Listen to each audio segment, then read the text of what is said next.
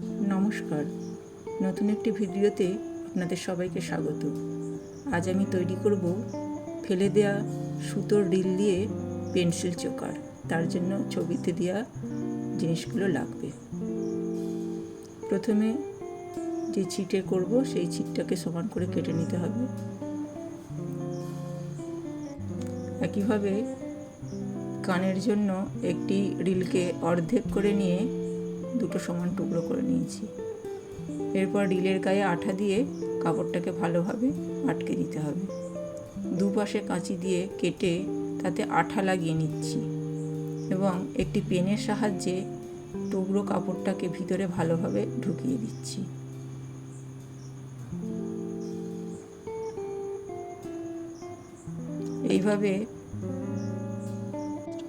এইভাবে চোকারের জন্য বেসটা তৈরি হয়ে গেল।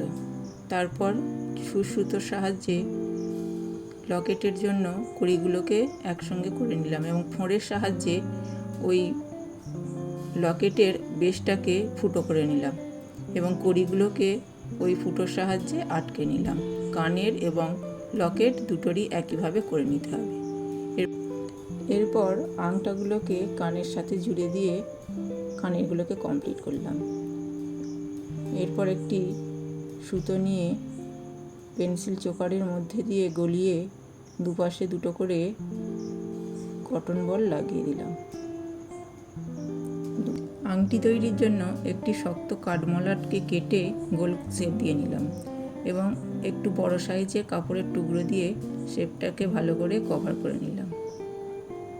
তার মাঝখানে একটি কড়ি আঠা দিয়ে আটকে দিলাম। একটি আংটির বেস রেডিমেড যেটা কিনতে পাওয়া যায় আঠা দিয়ে ভালো করে আটকে দিলাম এবং সেটাকে আরও শক্ত করার জন্য একটা ছোট্ট টুকরো কাপড় আঠা দিয়ে ভালো করে আটকে তার সাথে জুড়ে দিলাম। তৈরি হয়ে গেল হার, কানের, আংটি এবং চুড়ির সেট।